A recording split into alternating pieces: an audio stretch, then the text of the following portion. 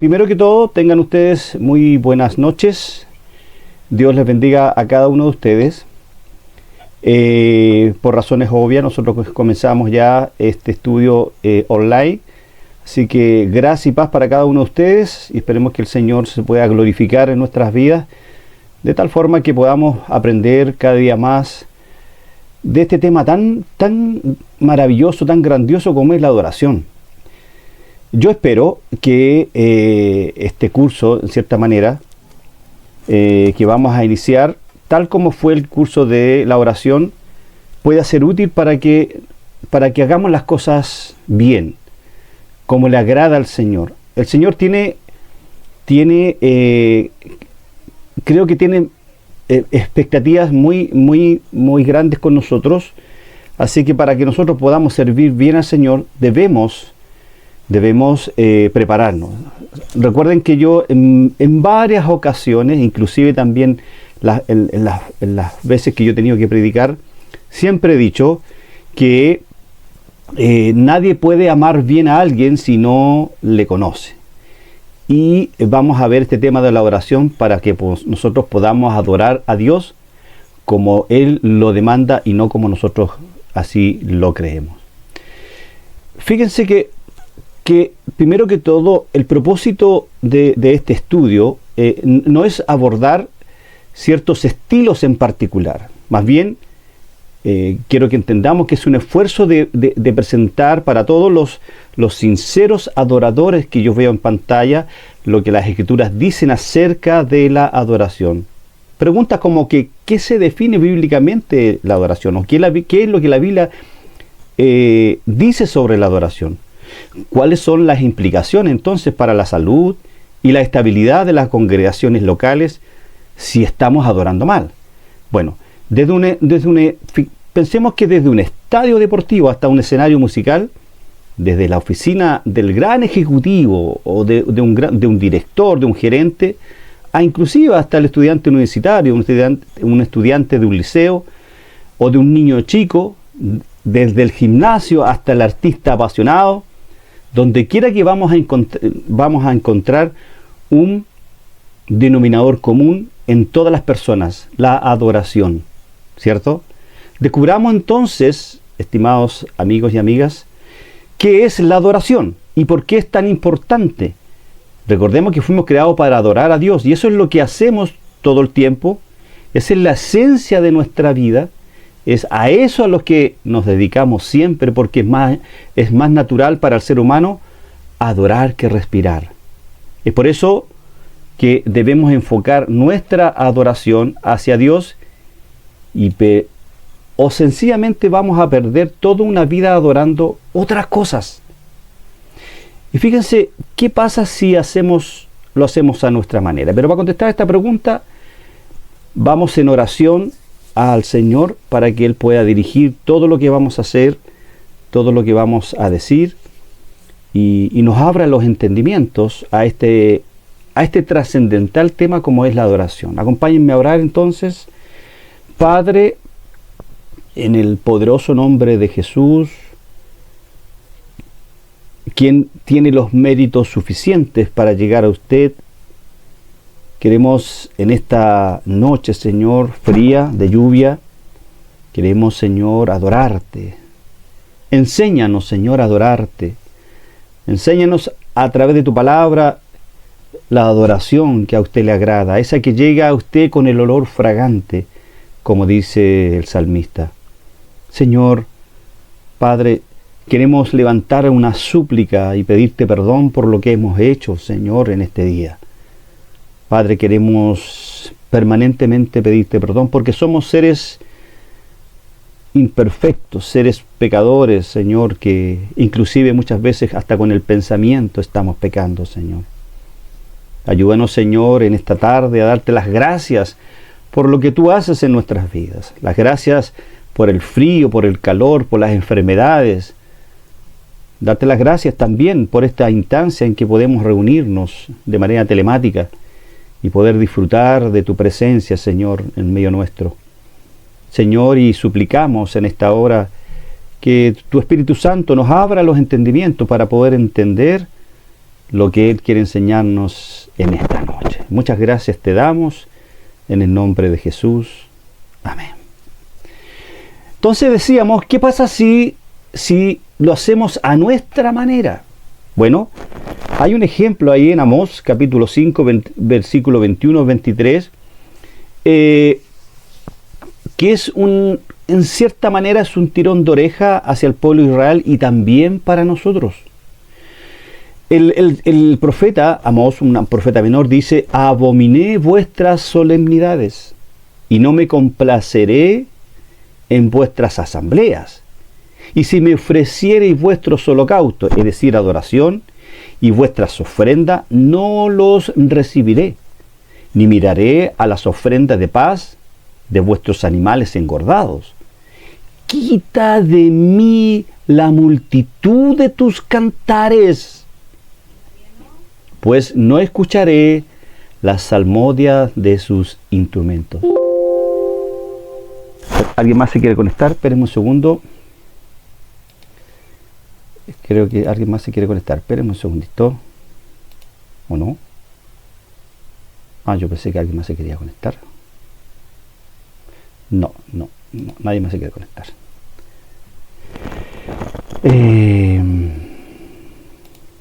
Sigamos entonces.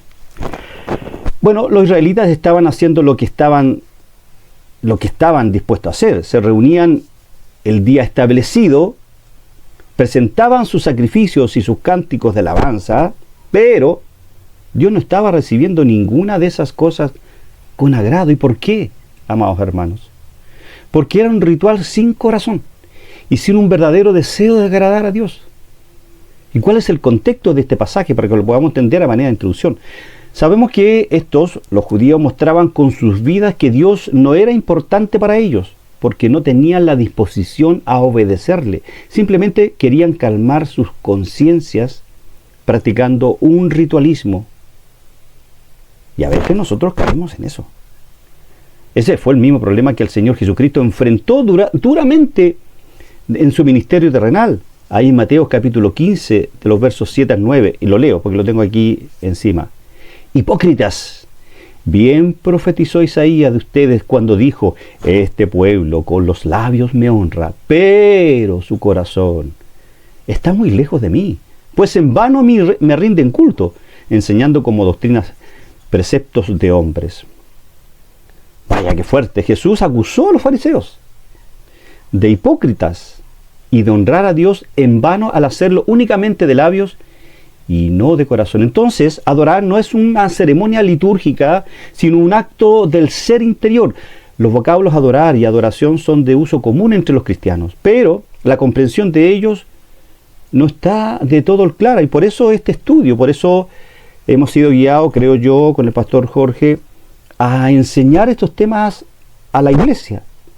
Muchos confunden adorar con ciertos espectáculos religiosos, donde se desbordan las emociones. ¿Han escuchado ustedes, han visto en redes sociales, culto de adoración, cierto? Bueno, otros lo identifican como cultos repetitivos y sistemáticos, pero vacíos y sin dinamismo. Dios quiere enseñarnos, creo yo, en estos estudios acerca de la adoración y de los adoradores desde una perspectiva bíblica, teológica y práctica para comprender la naturaleza de la verdadera adoración.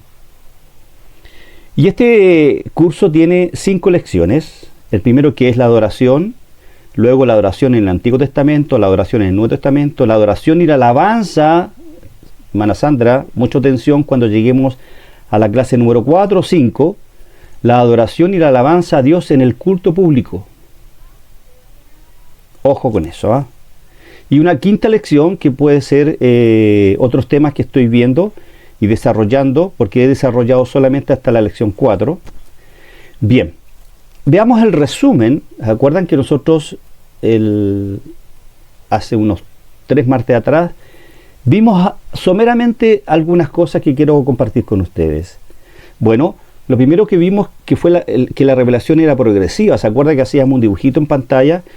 En el fondo, la revelación es progresiva, es una acción del pueblo de Dios reunido tal como se observa en la adoración que Dios prescribió en el Antiguo Testamento. Ah, perdón, no, alguien más se quiere unir, espérenme un segundo. ¿Alguien se quiere unir o no?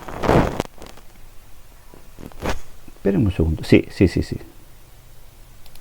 El pastor Jorge quiere, los vamos a admitir a todos, ya, ahí sí. Entonces, aquí se me olvidó, aquí no escribí lo que tenía que escribir, pero se los digo. La revelación es progresiva, es decir, en la medida que Dios va revelando su voluntad, allá en Génesis, no habla mucho de la oración. Es más, amados hermanos y hermanas, la Biblia, como muchos otros temas, no habla, no especifica, no define la adoración, sino que así como el concepto de la Trinidad tampoco está establecido, como el concepto de la Biblia como concepto no está establecido, sino que la Biblia entrega en su revelación progresiva de menos a más, va entregando más luz para que nosotros podamos entender qué es la adoración. En segundo punto, la adoración, decíamos que es la acción del pueblo de Dios reunido, tal como se observa en la adoración que Dios prescribió en el Antiguo Testamento. Y en base a eso, ¿cierto?, nosotros veíamos el santuario de piedra ahí en Éxodo capítulo 25, verso 8. Y harán un santuario para mí y habitaré en medio de ellos, le dijo Dios a Moisés. Dios le da la orden a Moisés de construirle un santuario para que él pueda habitar en medio del pueblo de Israel. ¿Cuál es el contexto de este pasaje? Cuando el pueblo de Israel había salido de la esclavitud de Egipto y estaba en el desierto camino a la tierra prometida, Moisés, recordemos, era el líder designado por Dios para guiar al pueblo de Israel. Y Dios le dio instrucciones claras, detalladas sobre cómo organizar la vida religiosa y social de la nación. Pero le dice que haga un santuario, primero que todo. Dios ordena la construcción de un santuario, un lugar sagrado donde Él estaría presente entre su pueblo. Esto simbolizaba su deseo de tener una relación cercana con los israelitas, con el pueblo escogido en el Antiguo Testamento, que eran los israelitas. Ahora, ¿qué simbolizaba? Perdón, me pasé. Estamos recién en el santuario. ¿Qué simbolizaba entonces que Dios quería estar en medio del pueblo? Bueno, esta orden de Dios a Moisés de levantar con piedras una especie de santuario, sin duda que refleja la voluntad, decíamos en las clases pasadas, la voluntad de Dios de entrar en comunión con su pueblo, de ser parte activa de sus vidas y de guiarlos en su jornada por el desierto. ¿Se acuerdan? En la noche a través de una columna de fuego y en el día a través de una columna de nubes.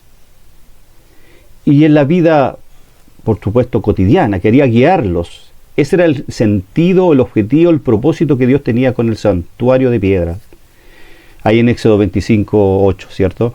Por lo tanto, representa la intención clara, precisa de Dios de establecer una conexión íntima con Israel a través de la construcción de un santuario donde Él residiría entre ellos. Pero luego tenemos nosotros el tabernáculo.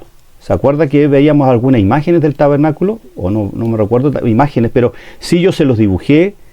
Bueno, ahí en Éxodo de los capítulos 25 al 40 y Levíticos del 1 al 7, nos habla del tabernáculo, del propósito, las medidas del tabernáculo. Bueno, el tabernáculo era una tienda móvil o transportable, símbolo de la presencia de Dios, decíamos esos días, en medio de su pueblo, siempre en medio de su pueblo. Servía como un santuario donde los israelitas, el pueblo de Dios, iban a presentar sus oraciones, sus sacrificios y sus alabanzas a Dios.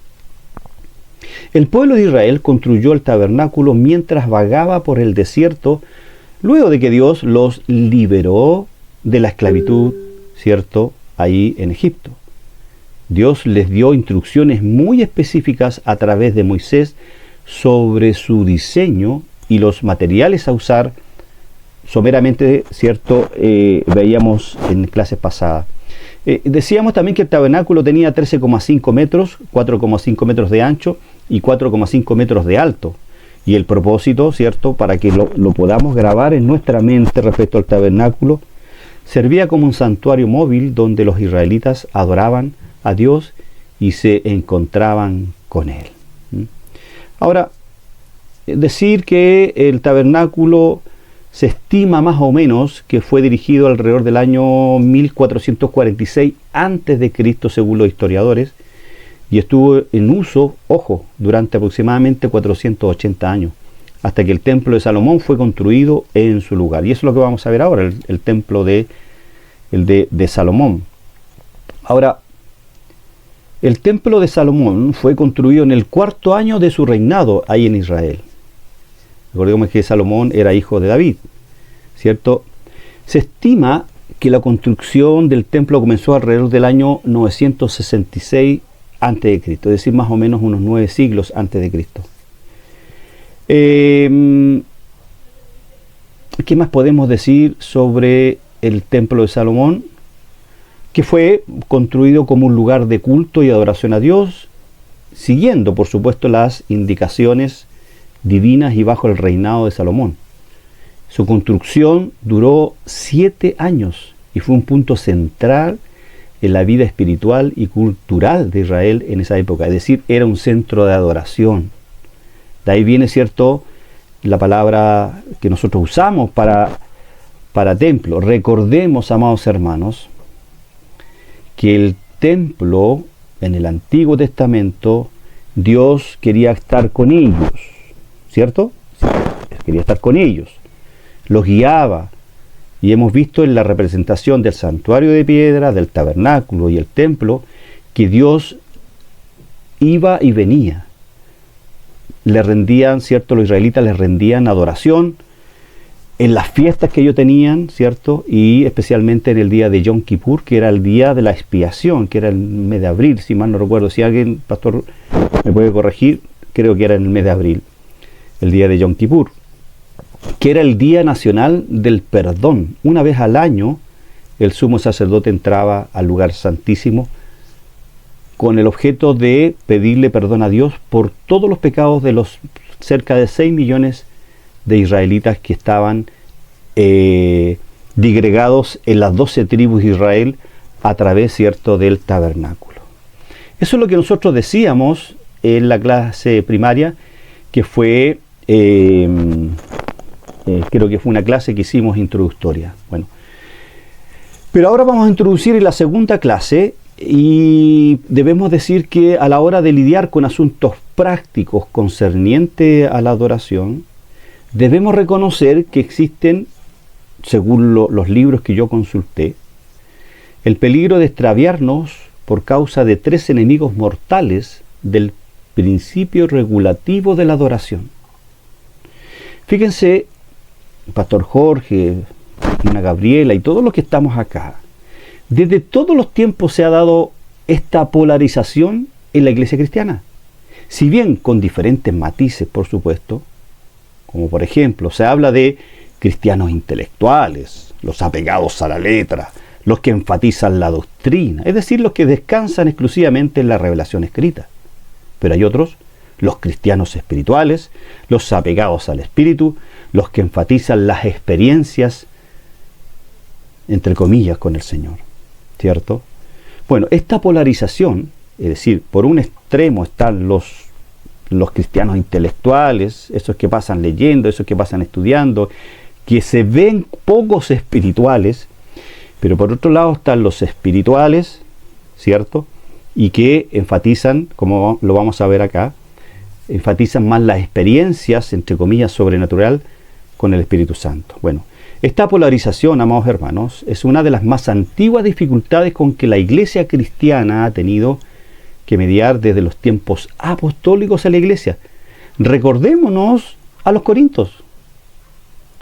Los corintios eran una iglesia que era rica en dones, hermanos. Era rica en dones. Tenían todos los dones, pero era una iglesia carnal. Qué curioso, ¿cierto? Y luego en el siglo II tenemos a Marción, que eran los marcionitas. Y saltamos al tremendo movimiento neopentecostal. No el movimiento pentecostal, el movimiento neopentecostal de nuestros días, con las caídas, con las danzas, estas que, si es cosa que usted ande viendo en redes sociales, hay un sinnúmero de elementos en el culto público que sin lugar a duda podíamos ponerlo en lo que dice Amós, que es el pasaje que leíamos al principio. Detesto tus salmodias. Es decir, hoy día la iglesia cristiana, gracias a Dios, nuestra iglesia local no, pero este movimiento neopentecostal está tan presente en nuestras iglesias que es curioso y es peligroso, digo yo. Bueno, analicemos estos tres enemigos que yo pongo acá en la introducción. El individualismo.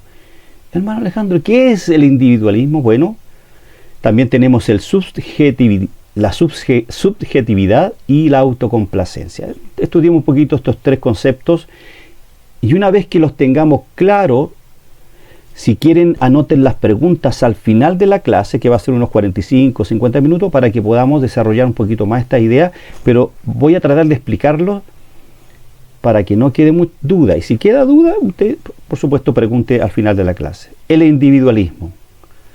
Bueno, el individualismo le roba a las personas la conciencia de la comunidad que les rodea y las hace vivir centradas en sí mismas, sin depender de otros ni sentirse obligadas hacia los demás. En la adoración, este individualismo se manifiesta por la tendencia de los adoradores a adorar de acuerdo con sus deseos y su estilo personal. Las imágenes ahí precisan un poco más la idea que estoy entregando ahí como concepto. Bueno, hablemos un poquito del individualismo. La invasión del individualismo en la adoración ha hecho que muchas iglesias se conviertan en una especie de agencia de servicio o centros comerciales donde se les ofrece al individuo lo que éste anda buscando. Y los productos que se ofrecen son actividades, experiencias, música, instrucción y entretenimientos religiosos para niños y jóvenes. Escucha bien, y mensajes motivadores. ¿Le suena bien eso? Por otro lado, la gente, según su personalidad e intereses particulares, escoge la iglesia que mejor le parezca. Por supuesto, si más tarde, si esta ya no le satisface, la abandona y se busca otra, porque no hay un sentido de pertenencia, no hay colectividad, ¿cierto? Como lo veíamos el domingo pasado en el mensaje de nuestro pastor Jorge, ¿cierto? Que a pesar de que algunos adoran a Dios con las manos arriba, otros con las manos abajo, que a pesar de esas mínimas diferencias de que unos oran de pie, otros de rodilla, otros de guata, otros de espalda, otros parados, el apóstol Pablo nos llama ahí en Filipenses capítulo 4 a la unidad, ¿cierto? Ahora, de esta manera la adoración se trivializa. El individualismo lo que hace es trivializar la adoración y se convierte en un asunto de gusto y conveniencia personal, más que en una ofrenda traída a Dios por un pueblo humildemente comprometido a obedecer su palabra y a vivir en unanimidad, como decía nuestro pastor Jorge, y edificación mutua con su iglesia. Ahora, ¿cómo podemos escapar del individualismo? Al igual que nuestra naturaleza pecaminosa, ¿cierto? El individualismo es algo que informará nuestras instituciones y nuestros entendimientos hasta el día de nuestra muerte. Es decir, amados hermanos, el individualismo nos va a seguir igual. Pero hay cosas que podemos hacer. Bueno, en primer lugar, yo creo que es importante simplemente ser conscientes de la realidad de nuestra situación, ya que eso nos permite realizar un autoexamen. Entonces usted evalúese. ¿Es usted un individualista? ¿Adora a Dios sin considerar o critica al del que está al lado o el que está al otro lado, ¿cierto?, de la fila o la otra parte del templo, porque adora a Dios sin aplaudir? Bueno, parece que alguien más se quiere conectar. Espérenme un segundo, porque me sonó esta cosita. Ay, es esto, ¿no? Chuata. ¿Dónde está? Oh, Dios mío. Se me fue. Parece que aquí está. Sí. Vista. Nicolás. Le damos entonces la bienvenida a nuestro hermano Nicolás, ¿cierto? Que ha ingresado a este estudio. Entonces, sigamos.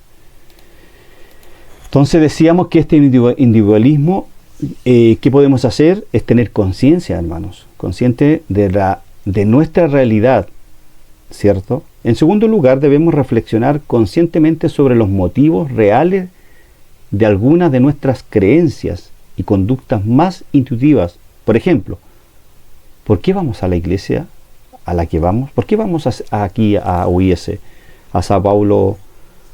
¿A qué vamos? ¿Por qué disfrutamos de su adoración? Por supuesto, tal reflexión debe estar moldeada por lo que dijo Martín Lutero. Lo leo porque lo tengo aquí encima. La palabra que viene de afuera, es decir, la predicación regular de la palabra de Dios que, aplicada por el Espíritu, hace posible tal autoexamen. Por eso que es importante, y esto yo debo ser muy honesto, y agradecer a Dios por el ministerio del pastor Jorge, y no porque esté el presente, se lo he dicho personalmente, porque las predicaciones de los últimos 2 años, y yo diría que de los últimos 3 años, han traído gozo permanente a mi vida, yo no sé si a la suya. Porque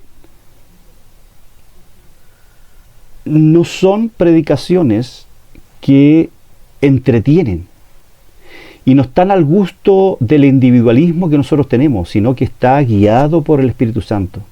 Por eso es que usted tiene que hacerse un autoexamen. ¿A qué va usted a la iglesia?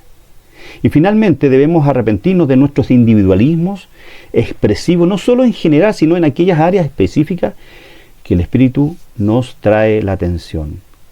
¿Cuál es el segundo peligro en la adoración? La subjetividad. ¿Y qué es la subjetividad? Bueno, el subjetivismo toma al hombre, es decir, a usted y a mí, y a sus experiencias como la base del conocimiento humano, que podríamos decir en filosofía que es el conocimiento empírico, es decir, lo que yo siento, lo que me agrada, lo que me gusta, aquello para lo cual me inclino, eso es lo que está bien. ¿Está bien eso? La subjetividad es una mezcla de irracionalidad y romanticismo. Tiene que ver con percepciones, con intuiciones, con sensaciones, con imaginaciones y con las emociones. El sujeto en este tipo de adoración es la base del conocimiento. El subjetivismo, si hay dudas, usted después me lo pregunta, pero espero al desarrollarlo, espero que le quede claro. Mire, porque el subjetivismo, no existe autoridad alguna fuera de nosotros mismos. Yo me mando solo, ni siquiera la voluntad de Dios expresada en su palabra. ¿Cómo? Yo no, o sea, a mí me están diciendo que yo debo cambiar mi manera de ser. No. Por eso que en las iglesias o en las mega iglesias, poco y nada se predica del pecado, poco y nada se predica de la ira, sino que los mensajes son motivadores. Ven a Cristo y tus problemas serán solucionados. Ahora debemos decir con tristeza que el subjetivismo tiene una influencia cada vez mayor en las iglesias contemporáneas, hermanos. Sobre todo en lo que respecta a la alabanza a Dios en un culto público. La adoración contemporánea, la que estamos viendo hoy día en los últimos 10 años, tiende a ser dominada por una subjetividad, envuelta en términos bíblicos mal interpretados como la presencia de Dios, el poder de Dios, la libertad del Espíritu. Dale libertad al Espíritu. Las manifestaciones del Espíritu. O la vida en el Espíritu. Vive la vida en el Espíritu. ¿Han escuchado ustedes esas frases? Eso es subjetivo. El cristianismo bajo el dominio de la subjetividad no busca entender la doctrina bíblica, sino, escuchen bien, oír lo que Dios está hablando en estos últimos días. No se acerca a Dios para contemplarlo con reflexión. El subjetivista, el hermano, el creyente que es subjetivo, y que hay en las iglesias por montones, no se acerca a Dios para contemplarlo con reflexión, sino para esperar que se manifieste con poder en su vida, ¿cierto? Eso no es adoración, porque vamos a ver qué es adoración después que veamos el tercer peligro, ¿cierto?, de la adoración. No considera los mandamientos de Dios para aplicarlos y obedecerlos, sino se concentra en las promesas de Dios. Dios prometió esto y yo lo tengo que reclamar, lo tengo que decretar. ¿Se dan cuenta lo que es el subjetivismo? Ahora, las premisas básicas, ¿cierto?, que tiene este perverso subjetivismo, y que sin lugar a duda tiene tintes satánicos, yo podría decirlo derechamente, porque todo lo que le roba el momento de mi intimidad con Dios, indudablemente que no viene de mí, viene de mi carne, ¿ok? Bueno, ¿cuáles son las premisas básicas del subjetivismo religioso? Este gira alrededor de un sutil menosprecio a las Escrituras y una obvia exaltación a las experiencias místicas. Piensen por un momento en las iglesias neopentecostales. ¿Qué es más importante? ¿Las experiencias místicas? ¿La exaltación a estos movimientos, a estos bailes? ¿Y el menosprecio a las Escrituras? Por ejemplo, se dice que primero hay que llenar el corazón de fuego. ¿Sabes lo que significa la palabra fuego en la Biblia? Significa juicio. En el 99% de las veces, solo una vez la palabra fuego se refiere al fuego del Espíritu Santo. Bueno, se dice que primero, como decía, hay que llenar el corazón de fuego para luego obtener entendimiento. Lléname para poder entender. No, es al revés. Yo debo entender para luego experimentar. Ahora, esto coloca la autoridad de las Escrituras en un nivel inferior, porque está primero mi experiencia y después lo que la Escritura dice. Sin embargo, la mayoría de la gente que vive así su vida cristiana, se le hace difícil, a veces casi imposible, percatarse de este error. ¿Por qué? Porque somos seres emocionales, nos gustan las emociones, nos gustan las experiencias. No nos gustan que nos digan que lo estoy haciendo mal, como papá, como mamá. No nos gustan que nos digan que yo debo tener una buena intimidad con mi esposa, que yo debo disciplinar a mis hijos como Dios me demanda y no abusar de ellos, que yo no debo robar en el trabajo. Entonces, en estas iglesias donde prácticamente el subjetivismo es tan fuerte, no se predican contra el pecado.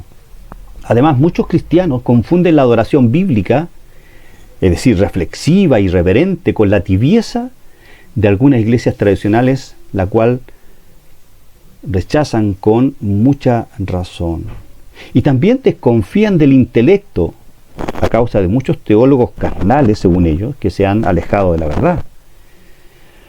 Eso es lo que podríamos decir ya a grosso modo sobre el subjetivismo. Si queda alguna duda al final de la exposición, me pregunta. Y finalmente tenemos la complacencia. La autocomplacencia, perdón. De ahí la imagen habla por sí sola, es decir, el superhombre en el fondo. Nuestra generación tiene como centro al ser humano y como la meta su bienestar, felicidad y realización personal. Esas cosas son el Dios con minúscula y el culto de la época. Y todo ideal, esfuerzo y devoción es gobernada por ellas. Y la razón de su popularidad es que estas cosas nutren su ego y el mío, y la autoestima de la gente. ¿Y qué dice el salmista en el Salmo 115, versículo 1? Dice, no a nosotros, oh Jehová, no a nosotros, sino a tu nombre, da gloria por tu misericordia y tu verdad. Se trata de despojarnos nosotros de nuestro egoísmo, de nuestra autocomplacencia. ¿Para qué? Para decir que yo voy a adorar a Dios con todo mi ser. Por ejemplo, las mujeres no quieren más sentirse atadas a sus casas, Los hombres no quieren más ser los únicos responsables de proveer para su familia. Y los jóvenes, ni hablar. Así como los niños reclaman su derecho a hacer y a hacer lo que quieran sin la intromisión de los adultos y mucho menos sin las instrucciones bíblicas. En otras palabras, cada uno quiere tener su espacio para procurarse la mayor satisfacción personal posible en esta vida. Ahora, la autocomplacencia se ha infiltrado en la adoración de los creyentes. Esta se ha ido trivializando para hacerse más grata y placentera a los adoradores de hoy en día. Es por eso que el afán de muchas iglesias, escuche bien, hoy es tener una adoración creativa, con buenos equipos de sonido, dirigida por talentosos ministros de adoración, con buena alabanza y con música de calidad que no deje nada que desear a los asistentes. Todo esto para la gloria de Dios, supuestamente. Pero en su esencia esto no es sino la influencia del espíritu moderno de la autocomplacencia, aunque los que lo hagan no se dan cuenta del origen erróneo de su práctica. ¿Qué dice el Salmo 115? Entonces lo repito. No a nosotros, oh Jehová, no a nosotros, sino a tu nombre da gloria por tu misericordia y tu verdad. Y ni hablar, ¿cierto?, de Amós capítulo 5, ¿cierto? Abominé vuestras solemnidades y no me complaceré en vuestras asambleas. Y si me ofrecierais vuestros holocaustos y vuestras ofrendas, no las recibiré, ni miraré a las ofrendas de paz de vuestros animales engordados. El pueblo de Israel estaba haciendo lo que estaban supuestos a hacer, nada más. Y decíamos al principio que ellos se reunían el día que correspondía y nosotros el primer día de la semana, el día domingo. Pero qué fuerte lo que dice Dios. Entonces estos tres elementos, hermanos amados, la autocomplacencia, la subjetividad y el individualismo, como decíamos, a la hora de lidiar con asuntos prácticos concernientes a la adoración, debemos reconocer que existe el peligro de extraviarnos por causa de tres enemigos mortales del principio regulativo de la adoración. Y ahora vamos a entrar. ¿Qué hora es? ¿Alguien me puede decir la hora, por favor? Que no la veo aquí en pantalla. La 8:43. Ah, ya, quedan 10 minutitos y terminamos. Vamos a ver qué es adoración. Vamos a definir este concepto un poquito más amplio porque eso es lo que hemos venido, a eso se nos convocó hoy día. Adoración. Es aquello a lo que le damos más valor en nuestra vida. La adoración, ponga atención, va mucho más allá de la música y tiene que ver más con aquello que consideramos más valioso, tanto como para darle el primer lugar en nuestra vida. Eso es adoración en términos más sencillos. Pero en términos más expreso, más macro. Pero en términos sencillos, la adoración es una relación personal con Dios al que ama intensamente. Y de esto yo desprendo dos ideas. La adoración es el acto de expresar reverencia y respeto a Dios. Comprende la actitud del corazón como también prácticas rituales, privadas y públicas, individuales y corporativas. Esto lo saqué de un libro. No se limita a ciertos componentes de una reunión religiosa, como oración, culto de canto, números especiales, predicaciones y otros. La adoración es un acto personal y comprende lo que dice que es aquello a lo que le damos más valor en nuestra vida. Y por supuesto que en el contexto cristiano, nosotros debemos darle más valor a Dios y lo que dice en su palabra que mi subjetividad, que mi complacencia y que mi individualismo. Ahora bien, tratemos de desarrollar un poquito más el concepto de la adoración. Cuando nos preguntamos ¿qué es la adoración?, encontramos que, como es habitual en la Biblia, y aquí hay que ser honesto, el pastor Jorge aquí yo creo que va a estar de acuerdo conmigo, esto no nos ofrece ninguna definición. sino que su forma de enseñarnos, es decir, la forma en que Dios tiene para enseñarnos, es mostrándonos numerosos ejemplos de personas que adoraban a Dios con el fin de que a través de ellos podamos aprender cómo debemos hacerlo nosotros. Así pues, entonces, lo primero que observamos, amados hermanos, en las Escrituras... ¿Alguien más se unió? No puede ser. Vamos a ver. Sí, exactamente. Ah, no, me dice que esto también tiene duración. Ya. Nos quedan 15 minutos. Hoy no tenía idea que esto tenía duración, ¿ya? Pero esto creo que dura como 1 hora y media. Así que yo empecé la sesión antes, la empecé a las 7:30. Ahí la dejé. Bueno, lo primero que debemos decir que la adoración es una relación personal con Dios al que ama intensamente, que es lo que está acá arriba, ¿cierto? Notemos, por ejemplo, cómo el rey David comenzaba el Salmo 18, expresando su amor a Dios. Te amo, oh Jehová, para inmediatamente después invocarle porque reconocía que Él es digno de ser alabado, nos dice el Salmo 18. ¿Cómo no puede ser de otra manera, hermanos? Es nuestro amor a Dios lo que nos lleva a adorarle. Aunque por supuesto este amor es una pobre respuesta al gran amor que hemos recibido de Él. Como dice 1 Juan, Él nos amó primero, ¿cierto? Por lo tanto, si la adoración no surge como una respuesta genuina de nuestro amor a Dios, todo lo que hagamos no pasará de ser simples ritos religiosos, fríos y secos, carentes de significado y que de ninguna manera agradarán a Dios. Me explico. Si yo digo que amo a Dios con mis instrumentos, yo debo estar consciente que ese toque debe ser un toque para amar a Dios. Si yo canto el día domingo o donde sea, es para amar a Dios, porque debemos estar conscientes de que Él me amó primero y es digno de ser alabado, como dice el Salmo 18. Ahora bien, todos sabemos que el verdadero amor a Dios implica entrega absoluta.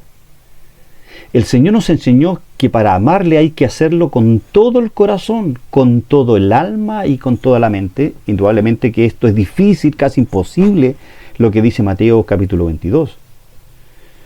Porque más de algún minuto de nuestro diario, no vamos a amar a Dios con todo el corazón, porque vamos a estar pendientes de otras cosas.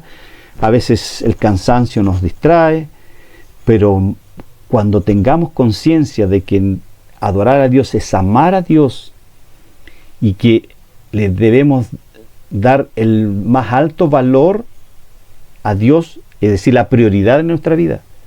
De ahí, cierto, que podría yo decir con toda claridad que para un hombre casado y para una mujer casada, su prioridad no es su marido. Su prioridad es su adoración a Dios y luego su marido. Para la esposa lo mismo. Para el esposo es lo mismo. Su prioridad, su número uno es su adoración, su intimidad con Dios y luego su esposa y luego sus hijos. Entonces, la adoración genuina implica la entrega de todo lo que somos como una ofrenda de amor. Podemos encontrar buenas ilustraciones de esto en el sacrificio de los holocaustos que se realizaban en el Antiguo Testamento. La particularidad, ojo, que tenía este tipo de ofrenda era que el animal se ofrecía completamente al Señor en olor grato, a diferencia de los otros sacrificios en los que se reservaban diferentes partes para los sacerdotes o el oferente, lo dice Levíticos capítulo 3. Ponga mucha atención.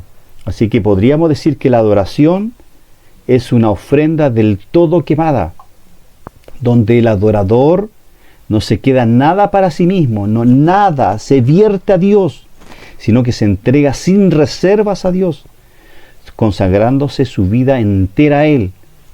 Es decir, intentar sacar todo lo que impide que Dios se glorifique en nuestra vida. Eso es adoración. ¿Qué impide que Dios fluya en su vida, amado hermano, amada hermana, en esta noche? ¿Qué impide? ¿Qué nos, qué nos, qué nos atrae más que Dios? ¿Las redes sociales? ¿Mi esposa?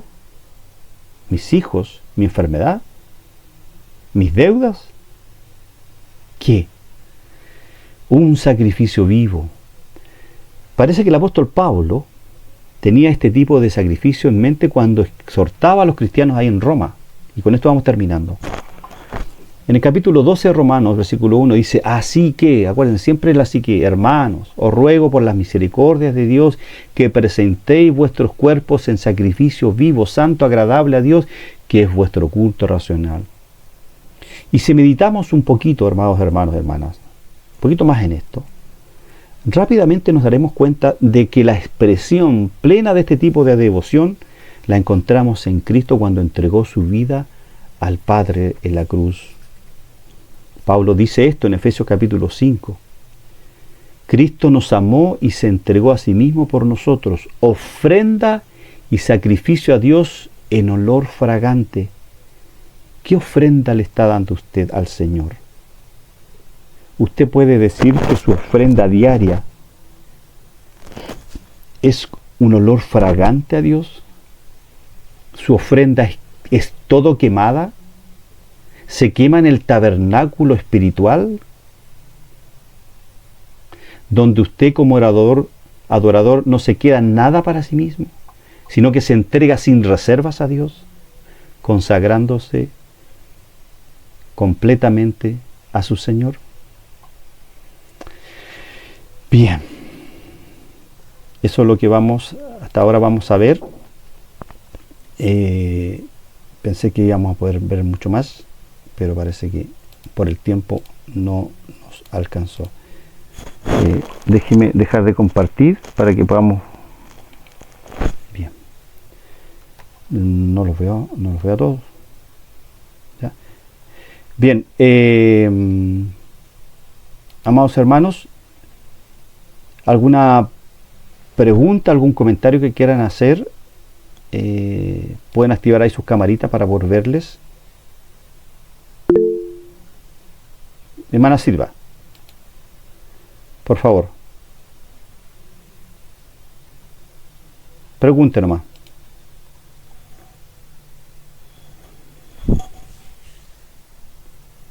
¿Me escucha? Fuerte y claro. Ya. Me queda claro lo que se explicó. Hoy está muy corta la clase, hermano Ali. Hay que buscar otra forma que sea similar. En la adoración personal. Tomé algunos apuntes y, bueno, es aquello a lo que damos el mayor valor en nuestra vida, el acto personal. Pero ¿qué pasa cuando yo hablo de ¿Colectiva? cuando me junto con los hijos de Dios? Cuando me La, junto la, en la congregación. la adoración colectiva. Sí, sí. ¿Cuál es la pregunta ¿Cómo se puntual? hace la pregunta puntual? Yo entiendo, me queda más o menos claro lo que es la adoración personal, mía y Dios, yo y Dios. Pero la colectiva, ¿cómo se hace? ¿Lo estamos haciendo bien? ¿Lo estamos haciendo mal? ¿Qué se debe hacer? ¿Hay alguna preparación? No sé, ¿cómo hacerlo? ¿Si es lo mismo, no es lo mismo? Ya, usted me va a decir, pero hermano Alejandro, ¿por qué no me contesta ahora? Mire, yo le voy a. Espérese un segundo. Espérese un segundo. Mire, ¿se acuerda el programa del curso?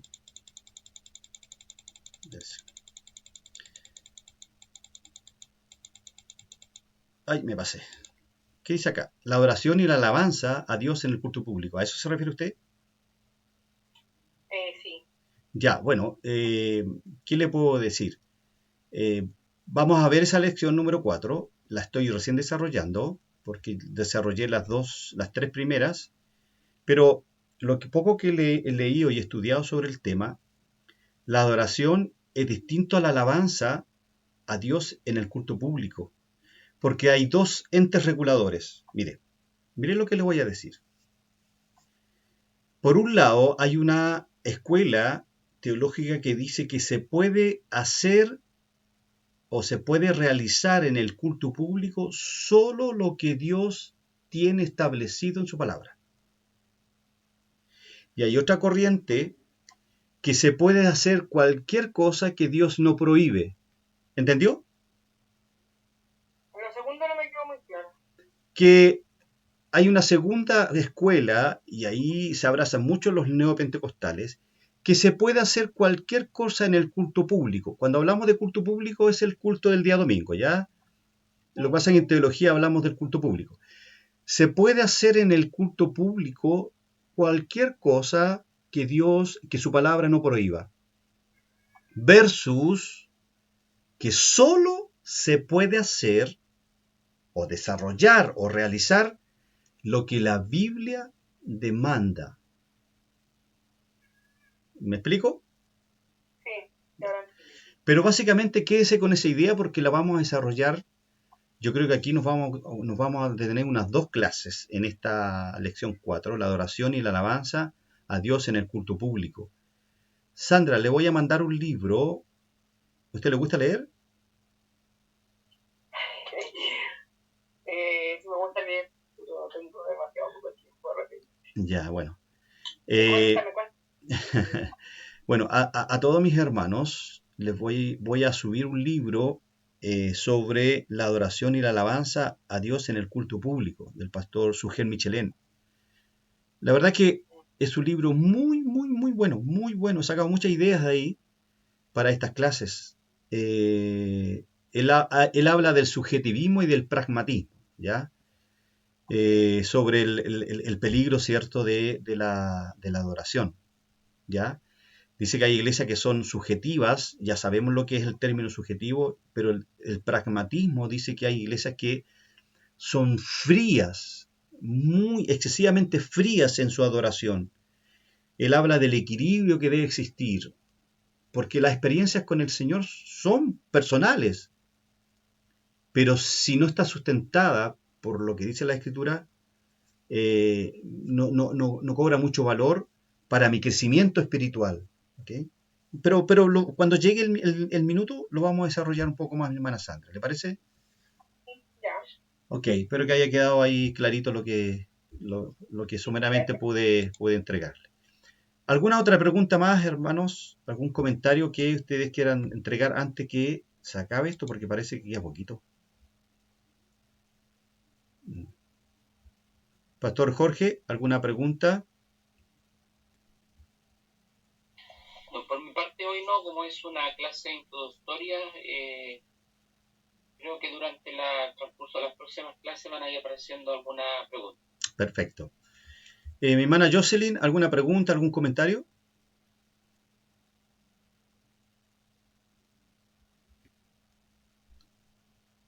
Hermana Jenny, pero está ahí complicadita de salud. Hermano Nicolás, ¿alguna pregunta?